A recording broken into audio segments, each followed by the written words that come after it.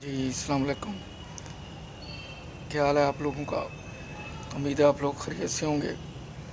मैं भी ठीक हूँ। कोरोना से एहतियात कीजिए। थर्ड वेव का मतलब कुछ इस तरह ही है कि ये हर घर का दरवाज़ा नॉक करके अब वापसी का सफ़र इख्तियार कर रहा है। मेरा हाल 90% ये डोर्स को लॉक कर चुका है, 10% बाकी हैं। अल्लाह ताला खैर व खैरियत रखे। फिर भी एहतियात ज़रूरी है। इस एपिसोड में कोरोना के हवाले से ही बड़ी दिलचस्प और हैरत अंगेज़ आपको खबर दूंगा। मेरी वीडियो पूरी देखिए, सुनिए, फुल वॉच करें, लाइक करें, कमेंट्स लिखें। अगर सब्सक्राइब नहीं किया तो वो भी करें। तो जब कभी आप वैक्सीन लगवाने के लिए कोरोना सेंटर में जाएं तो एहतियात बहुत ज़रूरी है।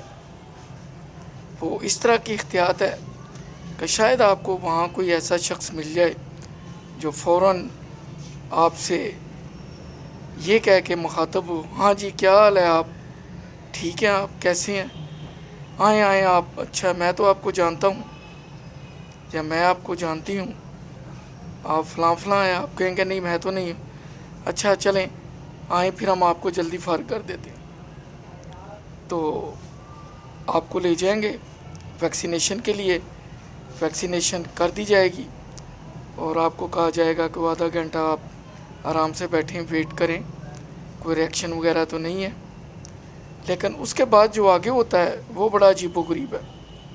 वो हमारे एक फैमिली मेम्बर के साथ हुआ जो फ़ॉरेन से आया हुआ था, सरदार बेगम हॉस्पिटल सियालकोट। वहाँ पे वो वैक्सीनेशन के लिए गया। उसे एक स्टाफ फ़ीमेल ने दूर से पहचान से कहा कि सर आप किधर आए हैं?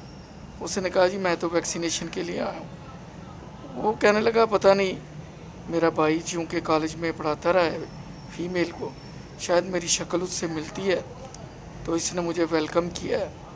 तो उसने कहा जी आएँ, हम आपको जल्दी फारिग कर देते हैं। तो वैक्सीनेट किया गया उनको। तो he was the young chap, बाहर से आया हुआ था, he was the married person.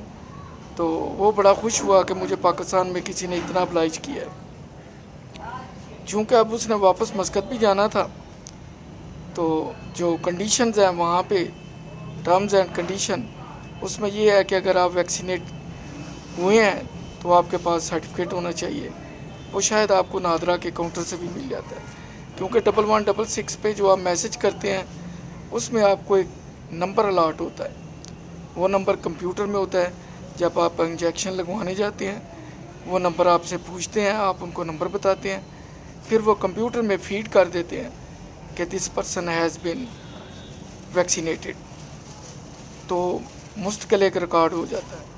तो जब वो 5-6 दिन के बाद उसी हॉस्पिटल में दोबारा गया कि मैंने वैक्सीनेशन करवाई थी तो मुझे सर्टिफिकेट की ज़रूरत है, तो वो कहने लगे जी आप तो हमारे पास आए नहीं हैं, आपका तो मेरे पास रिकॉर्ड ही कोई नहीं है। उन्होंने कहा जी मैं यहाँ से वैक्सीनेट करवा के गया हूँ, पहली वैक्सीन मैंने लगवाई है, अब मैंने दूसरी चंद दिनों बाद लगवानी है, मेहरबानी करें मुझे उसका सर्टिफिकेट कोई रसीद थोड़ी सी इशू कर दें ताकि एयरपोर्ट वगैरह और रास्ते में मुझे कोई प्रॉब्लम ना हो। अभी सेकंड मुझे लगनी है, उसके लिए मैं वेट कर लेता हूँ जितने दिन बाकी हैं। तो खैर किसी ने उसको माकूल जवाब नहीं दिया। उसने फिर जो मुतल्लिका ऑफिस हैं उनसे रब्ता कायम किया तो उन्होंने कहा जी ऐसा तो नहीं होना चाहिए, आप ऐसे करें दोबारा उसी हॉस्पिटल में जाएं और उनसे रिक्वेस्ट करें। इस तरह वो दोबारा हॉस्पिटल में गया, स्टाफ को कहा, वो थोड़ा सा तुनक मजाजी में बोला, गर्म लहजे में बोला। तो जो मुतल्लिका वहाँ पे स्टाफ मौजूद था हाज़िर ड्यूटी पे, उन्होंने कहा जी क्या बात? उसने कहा मैं पीएम तक जाऊँगा, प्राइम मिनिस्टर की कंप्लेंट सेल पे आपकी कंप्लेंट रजिस्टर करवाऊँगा कि आपने मुझे चीट किया है। तो मुझे तो यूँ लगता है कि उसे वैक्सीन नहीं लगाई गई, उसे कोई आम सा इंजेक्शन लगा के तो तरखा दिया गया। जैसा कि आपको मालूम है वैक्सीन की प्राइस 6000 से 8000 के करीब है। تو ایسا بھی تو ہو سکتا ہے کہ اسے ایک عام انجیکشن لگا کے تنخواہ دیا گیا. انہیں کیا پتہ تھا کہ یہ فارن سے آیا ہے اور اس نے واپس جانا ہے اور اسے سرٹیفکیٹ کی ضرورت ہے. تو ایک عام سا انجیکشن لگا کے اسے فارغ کر دیا. جو اس کی ویکسینیشن تھی وہ آپ سمجھ گئے ہوں گے، میں نہیں کہنا چاہتا. اس لیے جب آپ کسی ویکسینیشن سینٹر میں جائیں، پراپر اپنا نمبر جو الاٹ شدہ ہے وہ دیکھیں، ویکسینیٹ کروائیں، وہاں پہ ویٹ کریں اور کوشش کریں کہ کمپیوٹر میں اندراج آپ کے سامنے ہو، اور اگر ممکن ہو تو آپ ان سے باقاعدہ ایک سرٹیفکیٹ لیں. یہ بہت ضروری ہے. یہ ایسا ہو رہا ہے اور پتہ نہیں کتنے لوگوں کے ساتھ ہو رہا ہے. آپ کو تو پتہ ہی ہے کہ ہماری سوسائٹی میں یہ جو جھوٹ کا رواج ہے، چیٹنگ کا ہے، چونا لگانے کا ہے، 2 نمبر طریقے سے کمائی کرنے کا ہے، وہ عروج پہ ہے. کیونکہ وسائل کم ہیں، اخراجات زیادہ ہیں، اور یہی مجبوریاں انسان کو ان کاموں کی طرف راغب کرتی ہیں. اپنا خیال رکھیے گا.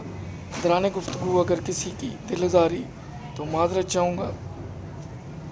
دعاؤں میں یاد رکھیے. انشاءاللہ پھر ملاقات ہوگی. اللہ حافظ.